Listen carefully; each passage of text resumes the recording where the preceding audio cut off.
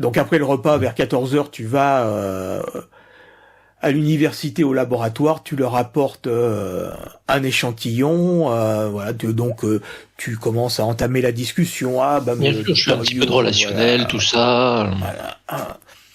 J'essaie de me renseigner sur quand est-ce que je pourrais avoir les résultats, tout ça. Écoutez, j'ai quelques étudiants qui seront certainement fort intéressés par cette analyse. Écoutez, revenez demain matin sans problème et vous aurez les premiers. Merveilleux, je vous remercie infiniment. Et donc pendant ce temps-là, les autres, donc vous allez à la plage, c'est ça? En tout cas, moi et O'Brien, oui. Oh, moi j'ai envie de sortir un petit peu, je vous accompagne si ça vous dérange pas. Bon, moi aussi. Après, j'ai une voiture quoi, 5 places? Oui, oui. Donc on peut y aller qu'à 5. Donc 5 places, le Dr Young, lui, il a passé l'après-midi à l'université. Oui, il y a Cody Ashton, ça passe. 2, 4, non, ça passe. Non, mais allez à la plage, moi je veux aller au temple. Tout seul? Oh oui. T'es bien blessé, et l'amour. Monsieur Aston, vous êtes bien blessé, ça vous, voilà. Ça vous demande des efforts pour vous déplacer. Taper la discute avec madame je ne sais qui, là, l'Argentine, là. Ortega. Aller. Non, Hurtado. Hurtado. Le temple, voilà. Ce que j'ai zappé, le temple, c'est pas le même que celui qu'on a visité. Non. C'est un autre temple.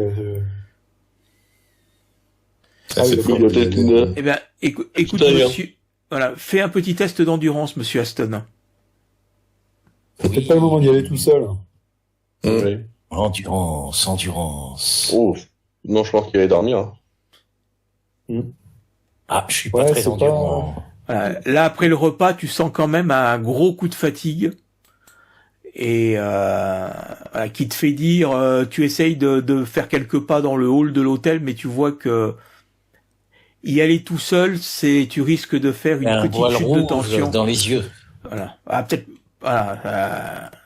Tu te sens relativement faible. Bon, il y a probablement le contre-coup de la blessure, peut-être des produits que t'as administré le Dr Young, mais voilà. C'est un peu. Je savais. C'est encore un coup du scientifique. Je vais à la plage. Les produits. Voilà. Je me fournis auprès de petits producteurs locaux. Donc tu peux néanmoins effectivement avec l'assistante de Rosetta aller à la plage avec les autres. Ouais, allons à la plage. Bien. Tu vas plus t'en passer, Rosetta. Ce temple un jour, pensez-y. À mon avis, ce sera après. Donc après le repas, donc le Dr Young lui part au laboratoire avec son échantillon pour faire ses affaires, et pendant ce temps-là, donc vous rendez au sud de San Francisco. Voilà, donc à la Maison Bleue. Accroché à la colline. Beaucoup plus loin. Donc au début, les routes sont carrossables, et puis ça devient sur la fin plutôt des petites pistes de terre, jusqu'à prendre des voies un peu tortueuses pour arriver à Pearl Beach. Donc votre voiture s'arrête un peu sur la partie encore un peu rocheuse, parce que juste après cette partie-là, la plage descend et ça devient du sable. Et Malone se rend vite compte que s'il continue d'avancer comme ça, il va s'ensabler et ça va être plus problématique qu'autre chose. Donc, on descend à pied. Hein. Voilà, donc c'est à une centaine de mètres, hein, c'est pas non plus 3 Oh, kilomètres. Déjà, on voit quelque chose avant d'y aller. Vous voyez, en fin de compte, vous êtes un peu en surplomb quand vous êtes sur la petite dune qui surplombe la plage. Et en fin de compte, la plage de Pearl Beach, c'est une sorte de petite anse avec deux massifs rocheux de part et d'autre qui sont un peu en surplomb de la plage d'environ 5-6 mètres. Voilà, donc un peu découpé. Et puis vous avez une magnifique plage de sable blanc. Et en fin de compte, les gros rouleaux de l'océan se brisent un peu sur les rochers. Et c'est des petites vagues un peu plus gentillettes qui viennent arroser les contours de l'anse. C'est une parfaite crique de pirates. Et donc en vous approchant de la plage, vous remarquez pas, vous voyez que tout est balayé par le vent, la mer. Néanmoins, vous remarquez qu'à certains endroits, il y a ce qui ressemble à des feux de camp, qui indique qu'il y a quand même des gens qui viennent régulièrement. Ou de ce côté-là? Plutôt par ici. Voilà. D'accord. Voilà. Donc feu de camp, voilà, il y a des pierres avec des restes de bois calciné au milieu. On voit juste que du bois. Enfin, si on inspecte. Oui. Foyer. Vous voyez les pierres qui forment le foyer et le bois. Et si en creusant un peu, on peut trouver un peu d'agent bleu qui resterait ou ce genre de choses? Non. Pour vous, il y a vraiment que du bois. D'accord. Il y a vraiment que du bois. Voilà. Moi, je regarde les alentours et je regarde là, par exemple, la voiture de. Pour aller à la voiture, il faudrait en courant, il faudrait combien de temps?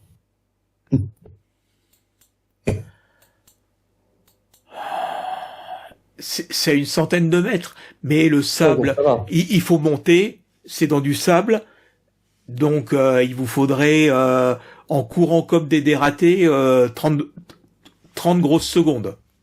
Ouais, ça va. Okay. Alors, est-ce que Monsieur Ashton ne resterait pas en surplomb pour voir au loin s'il y a des choses qui arrivent par la mer? Oui, parce qu'il pourra pas, lui. Oui, je peux rester en haut de la dune, si vous voulez, oui. Oui. Alors, en compagnie, bien sûr, de Rosetta. Si vous promenez... On peut faire autre chose, hein. Voilà. Ouais, moi, je préfère descendre. Il est bien là-haut, il prend l'air. Oui, je monte là-haut. Je prends de la hauteur. Vous aimez bien surplomber tout le monde? Non, je suis pour que tout le monde se regarde les yeux dans les yeux. Pour ça, il faudrait peut-être que vous grandissez un peu.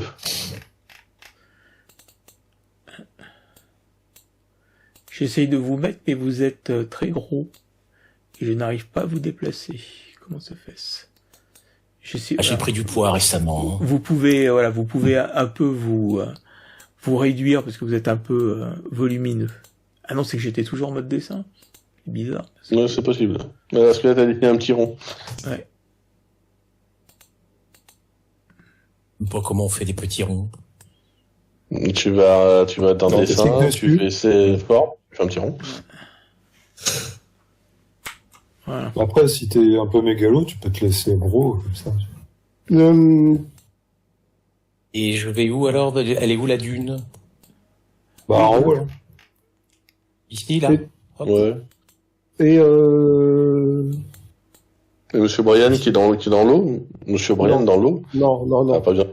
Voilà. Non. Donc, quand vous êtes sur la plage, vous voyez que effectivement les massifs rocheux qui sont par là, sont quand même assez découpés et il y a moyen de se cacher sans être vu de la plage.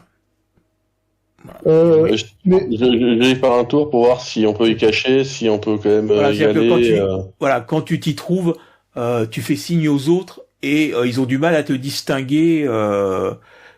Parce qu'il y a des rochers qui effleurent, donc tu peux vraiment te dissimuler. Et donc Les là, marées- si je cherche... Vas-y, excuse-moi. Bah non, vas-y. Non, moi je dis juste que je cherche s'il n'y a pas des traces de d'autres choses que... Enfin, en gros, Non. si la fête est... Ok. Non, et honnêtement, donc oui, c'était juste pour te dire, voilà, voilà, il y a une trentaine de mètres entre les deux massifs, et là où tu trouves la plage est à une vingtaine de mètres, donc tu as une bonne vue sur la plage. Oui, Évidemment, mais moi je pensais plus si on avec pouvait cacher quelque chose là-dedans, quoi. un bateau ou quelque chose. Un petit bateau, un truc, oui, si justement on pouvait... Le problème, c'est que s'il y a des choses qui arrivent de la mer, enfin des choses, un navire qui arrive de la mer, il verra le bateau. Il y a Oui, des grandes chances qu'il voie le bateau. sauf que là, ils seront peut-être plus intéressés par la fête, la musique de... Là, que dans la pénombre ici, quoi, pendant les fêtes de soirée, quoi. Après, tu vois qu'il y a des gros rochers et que de nuit sortir en bateau dans ces gros rochers, si t'es pas un C'est compliqué. marin expert, voilà, ça peut être dangereux. Je cherche toutes les possibilités, hein, je cherche Oui, juste... non, comprendre. mais il y a aucun souci, voilà. Il y a vraiment des rochers qui affleurent de l'eau et bon, faut bien connaître la passe. Si tu veux, tu as vraiment le contraste entre l'océan Pacifique qui vient s'écraser contre les rochers et en fin de compte après les rouleaux qui se sont écrasés sur ces rochers viennent mourir dans la plage. Ce qui en fait un endroit assez idyllique, mais d'autre côté c'est quand même un océan avec des gros rouleaux. C'est quand même assez dangereux. Oui, tout à fait. Par contre, je vais faire la même chose de l'autre côté, Ok. ici. Hein. Je regarde... Donc même topo, tu vois, même toi, à ces endroits-là, il y a des petits affleurements rocheux qui se permettent de te cacher derrière et d'observer la plage. Si en plus tu disposes d'appareillage optique sans être vu de ceux qui sont sur la plage. D'accord, donc c'est une information importante, c'est qu'on peut se cacher par rapport aux gens qui sont sur la plage. C'est-à-dire que pendant les fêtes, il y en a des gens qui peuvent se dissimuler et faire Parce ce qu'ils ont envie de faire. Là, si tu veux, la route arrive.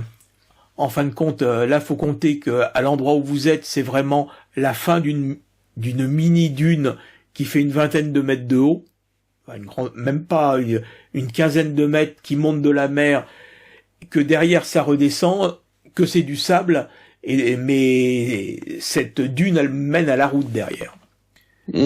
Se cacher en haut de la dune, vous êtes face à la route, ou s'il y a des gens qui arrivent de la route, ils vous verront. D'accord. Est-ce que vous pouvez me faire un test de perception, s'il vous plaît? D'objets cachés? Non, perception. Perception. Perception, c'est dans quoi ça? Vigilance. Vigilance, voilà. Ah, vigilance. Ah, je suis pas très vigilant. Ouh, pile. J'ai 5 ans. Donc voilà, pendant que vous êtes en train d'observer un peu tout ce qui se passe,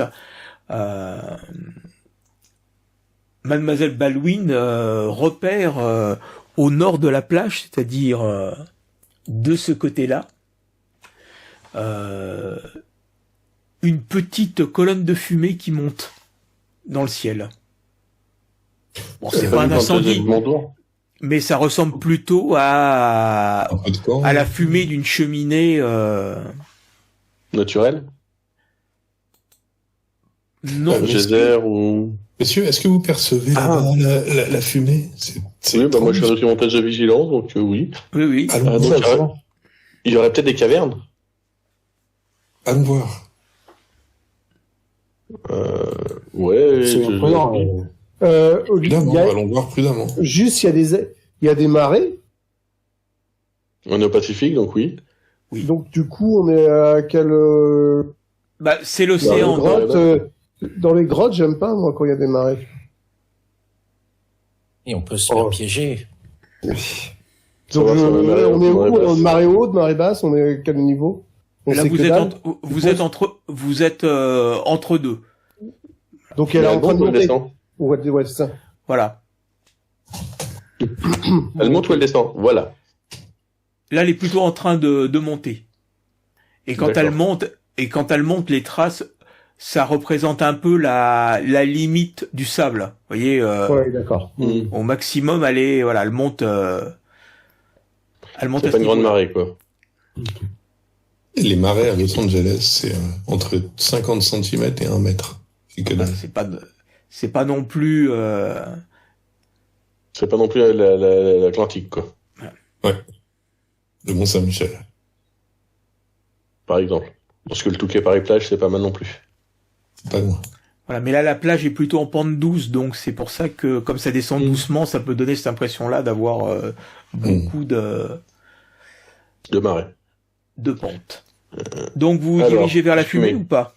Ouais, oui, moi, j'ai je les suis, mais je dis attention, hein, soyons discrets.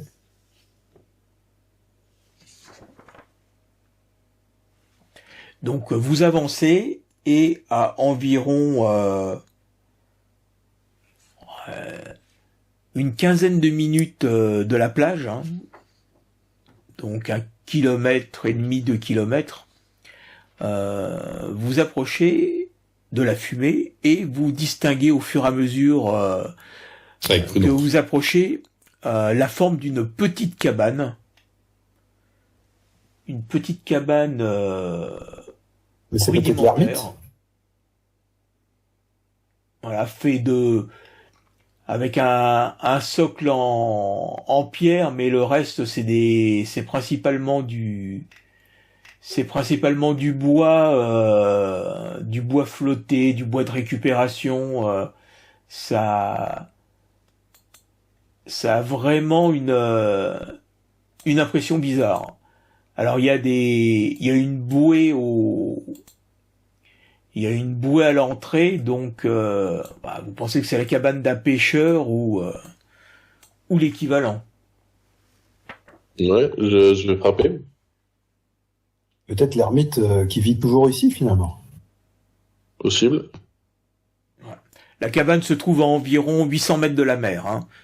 Donc, c'est-à-dire que vous vous êtes déplacé vers la fumée et vous êtes un peu éloigné de la côte. Hein,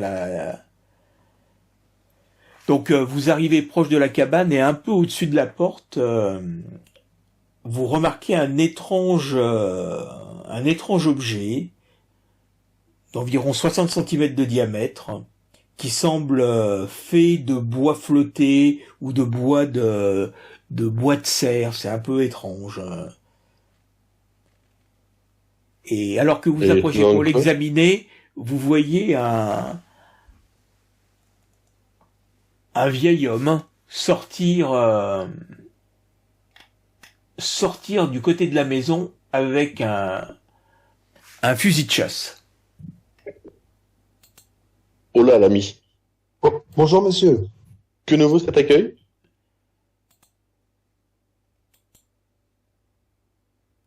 Qu'est-ce que vous faites sur mes terres? J'aime pas les visiteurs. D'accord. Nous sommes là pour ce que nous enquêtons sur les fêtes qui se déroulent depuis quelque temps sur la plage. Et en quoi ça vous regarde? Et en quoi ça me regarde? En quoi ça vous Ça regarde? doit faire du bruit la nuit, non? Ça vous empêche pas de Ça dormir? peut peut-être vous en... Moi, le soir, je suis dans ma cabane et j'en bouge pas. Et est-ce que ça fait Excusez-moi, longtemps que vous monsieur. êtes dans votre cabane? Et vous êtes de la police, là? De quel droit vous venez m'embêter? Alors, non, je suis détective Excusez- privé. Je lui montre ma carte. Excusez-moi, monsieur. Il regarde la carte et Êtes-vous, tu vois qu'il tourne la tête et il crache par terre. Ouais, détective privé, police, c'est les empêcheurs de tourner en rond. Oui, mais nous avons eu des nouveaux éléments sur apparemment un naufrage qui s'est passé il y a 18 ans sur cette plage. Et nous... Eh ben, vous êtes rapides, les gars. Ah, Bah, je suis attendons encore commandité par 20. quelqu'un. Vous, Peter Bird, Un naufrage. Tu vois qu'il tourne les yeux au ciel. Ah, faut en entendre des belles. Tout ça, 18 ans pour des balivernes pareilles. Pouf. Ouais, c'était pas naufrage.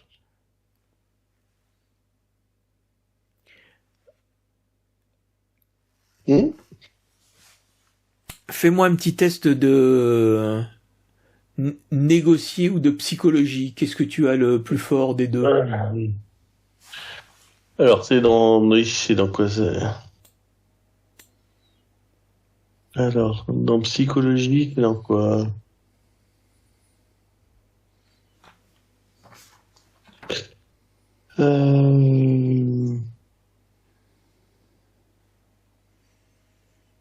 Psychologie, j'ai 25 et dans... Ou négocier baratin. Hop. Oh, baratin, j'ai 45, c'est peut-être mieux. Interroger, j'ai 45 aussi, si tu veux. Ouais, mais bon, c'est plus. D'accord, je te fais baratin, quoi. Voilà. Ah, bah... Loupé. Donc, vous parliez de naufrage. Naufrage. Oui, et alors, il y en a plein des naufrages ici. Vous avez vu dans quel état allait la mer et vous avez pas vu les tempêtes de l'hiver. Ah, ça rigole moins là. Hein. Donc moi, je suis bien tranquille dans ma maison et j'en bouge pas. J'interviens et je me présente. Je suis juste professeur et il se trouve que dans mes recherches, j'ai trouvé un article de 1910 qui parlait d'un naufrage et d'un certain Peter Berg qui avait trouvé les débris. Oui, absolument, mon gars. C'est bien moi. Ça, pour sûr, je m'en rappelle de cette histoire. Pourriez-vous nous en raconter davantage? Bah non, j'en sais rien de plus que ce que j'ai dit à la police, hein. Mais bon, si tu veux mon avis, petit gars, c'est pas les rochers qu'on fait éclater ce bateau en deux, hein. Ce bateau, il a été mordu, déchiqueté. Voilà. Et ça, je vais pas le raconter à la police, parce que j'ai pas envie qu'on m'enferme. Hein, je suis bien tranquille dans ma petite maison. C'est la forme des débris qui vous a...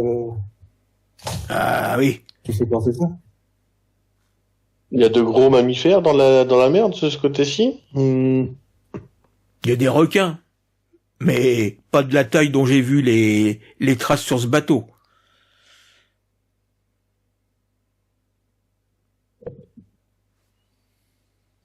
Et puis un bon conseil, moi, quand la nuit tombe, je m'aventure plus sur la plage. Hein? Ce qui se passe sur la plage, c'est pas pour les hommes blancs. À bon entendeur.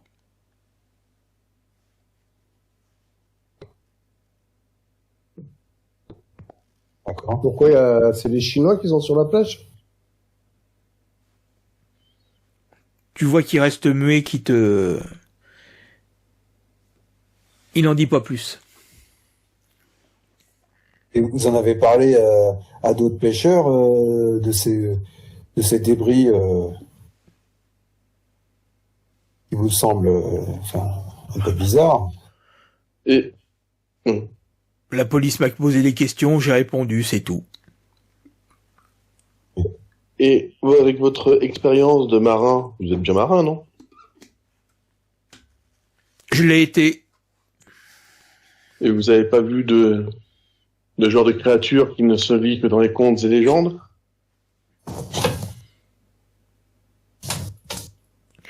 Mon petit gars, si t'essaies de me faire passer pour un cinglé, va falloir revenir à un autre moment, hein? Loin de moi cette idée. Ah. Bon, vous êtes bien gentil, mais j'ai d'autres choses à faire. Alors, si vous voulez bien, bon vent. Merci. Merci, monsieur. Merci, monsieur. Merci, monsieur.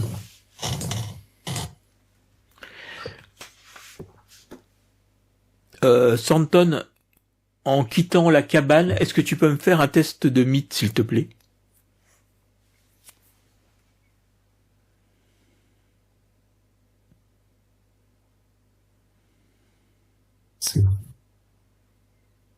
C'est Science occulte. Non, c'est Mythe de Cthulhu. Mythe de Cthulhu, juste en dessous, je pense. Donc je le retrouve plus. C'est dans la première colonne, je crois. Mythe de Cthulhu, que connaissance, juste en dessous la langue maternelle. Enfin, langue. Ah oui, ça y est, j'étais pas trop bas. Oh, j'ai réussi. Pas facile pour toi. Je sais pas si c'est bon signe en fait que je réussis. En quittant les lieux et tu te retournes une dernière fois et tu vois le vieux Peter Berg qui est sur son perron avec son fusil de chasse à la main et qui vous regarde, et juste au-dessus de lui il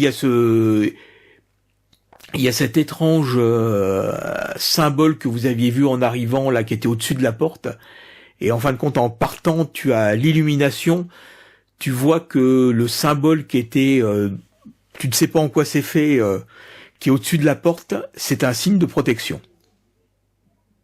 C'est ce que tu as vu dans certains textes qui étaient marqués le signe des anciens.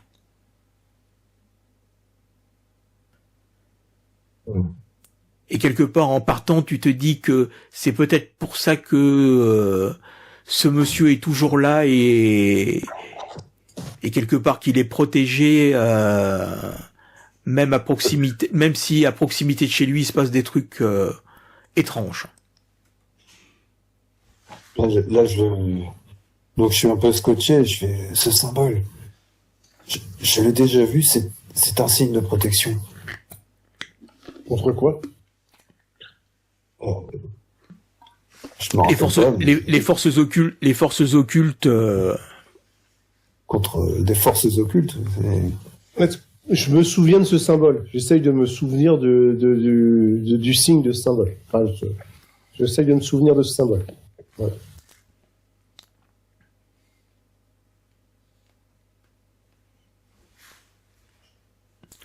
Donc vous reprenez votre voiture? Ah ouais? Bah non, moi j'aurais bien aimé attendre la nuit. Alors, ouais, mais j'aurais préféré que tout le monde soit là parce que. T'as Betty? Ouais. Bah il l'a pas pris. Non, Il m'a pas dit qu'il. nécessairement. Non, pas de Betty. Ouais, mais là. J'ai toujours mon Colt avec moi dans ma veste, mais. Est-ce qu'il y a un minimum? Là il est 3-4 heures de l'après-midi. Vu la proximité, ça vous laisse largement le temps de retourner à l'hôtel, éventuellement de vous faire des sandwichs, Et de s'outiller un peu. de prendre des équipements. Marlowe avait parlé de jumelles ou de choses comme ça pour pouvoir observer la scène et de revenir un peu plus tard. Et on regarde aussi on regarde aussi un endroit où garer la voiture. Il y a moyen en allant un petit peu plus loin, en ne tournant pas vers Pearl Beach, mais en roulant un peu plus loin, de dissimuler la voiture derrière un bouquet d'arbres. Mais voilà, c'est ça. Et voilà, il y a moyen. Toi, typiquement. Et en plus, on a repéré deux, trois endroits où on est tranquille, quoi. Voilà. Et typiquement, ça vous permet éventuellement de prendre des lampes torches ou ce genre de choses. Si vous avez à marcher de nuit,